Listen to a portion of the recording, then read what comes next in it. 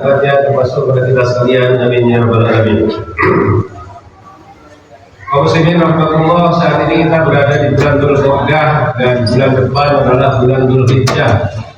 Bulan Dzulhijjah merupakan bulan yang salah satu bulan haram, artinya bulan yang diharamkan untuk melakukan peperangan bagi kaum muslimin, yaitu ada 4 bulan: bulan Dzulqa'dah, Dzulhijjah dan Muharram, dan juga yang satunya lagi bulan Rajab. Di bulan Dzulhijjah ada peristiwa besar yang telah terjadi pada masa Nabi Ibrahim alaihissalam. Ada 2 peristiwa besar, yaitu yang pertama pelaksanaan ibadah haji, dan yang kedua adalah pelaksanaan ibadah kurban. Dan ayatnya satu bersambung. Ayatnya A'udzubillahi minasyaitonirrajim, bismillahirrahmanirrahim. Wa'adzin bin nasi bil haji ya'tuka rijalan wa ala kulli dhamirin yatina min kulli wajhin amin. Serulah manusia wahai Ibrahim untuk melaksanakan ibadah haji. Niscaya mereka akan datang dari berbagai penjuru dunia dengan berjalan kaki atau menaiki kendaraan. Liyashhadu manafi'a lahum wa yadhkuru smallahi fi ayyamin ma'lumatin 'ala ma razaqahum min bahimatil an'am fakulu minha wa antum ghairu fakir. Untuk menyaksikan tanda-tanda kekuasaan Allah. Apapun yang terjadi semuanya adalah merupakan tanda kekuasaan Allah. Dan oleh karena itu maka sembelihlah ibadah kurban dan makanlah sebagian darinya dan berikan kepada fakir miskin yang lainnya. Kaum muslimin rahmatullah, ibadah haji merupakan kewajiban yang diwajibkan bagi kita setiap kaum muslimin yang mampu. Makanya ayatnya walillahi ala-nasi hijjul baiti man istata'a ilaihi sabila. Hanya orang-orang yang mampu. Jadi diwajibkan bagi kita untuk melaksanakan ibadah haji bagi orang-orang yang mempunyai kemampuan, baik kemampuan secara finansial, baik kemampuan secara kesehatan, ataupun perjalanannya tempatnya juga aman dari gangguan-gangguan yang lainnya. Tidak semua kita diwajibkan melaksanakan ibadah haji, hanya orang-orang yang mampu saja. Tapi bagi orang yang mampu maka hukumnya wajib sekali seumur hidup. Kalau dia sudah punya kemampuan tapi tidak mau berangkat atau tidak mau daftar, maka dia berdosa. Sekarang untuk berangkat ibadah haji dari negara kita, waiting listnya masa tunggunya sangat lama. Di Jawa Barat sekitar 22 sampai 23 tahun. Di daerah lain ada yang sampai 30 tahun atau 40 tahun. Artinya bagi yang punya kemampuan untuk daftar wajib mendaftar. Misalnya tidak usah menghitung begini, usia saya 50, nanti kalau saya daftar 20 tahun lagi usia 70, saya sehat atau enggak? Harus yakin pada Allah bahwa akan diberikan kesehatan.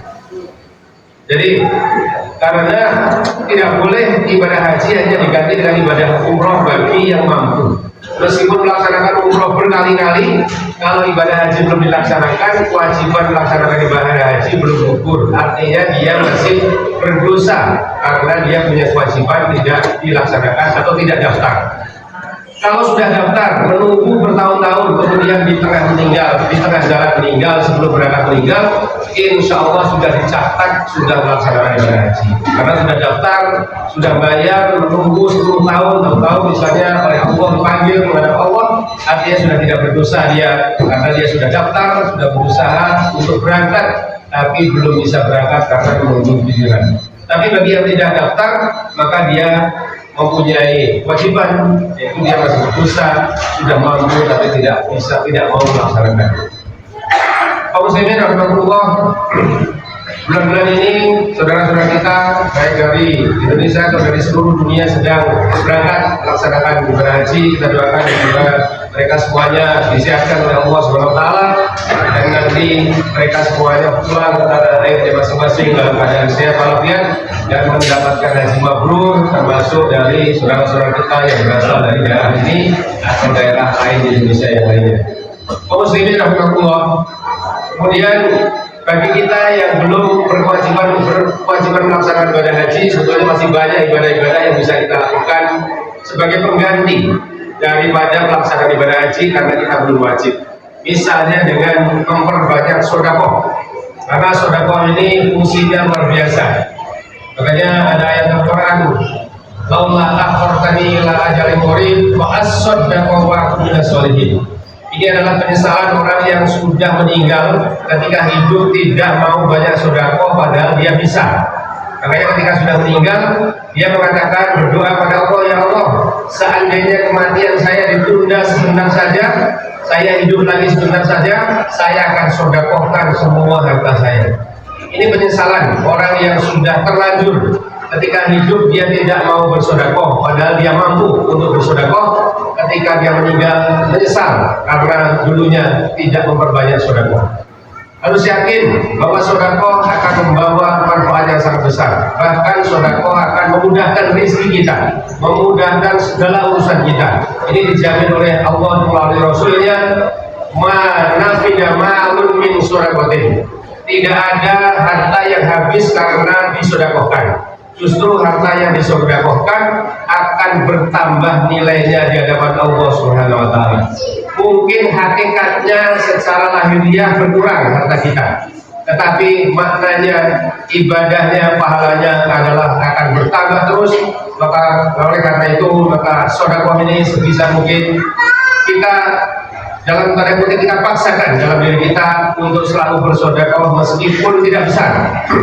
Karena dalam Islam ibadah yang paling baik itu adalah yang rutin, yang terus menerus meskipun tidak besar atau meskipun kecil.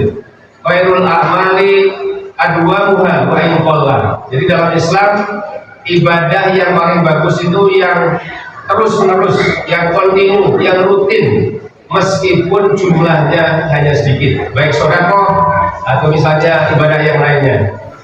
Selain sedekah, ayati wa tibatin wa taqabbal minni wa tuqum tilawatahu innahu was-sami'ul 'alim.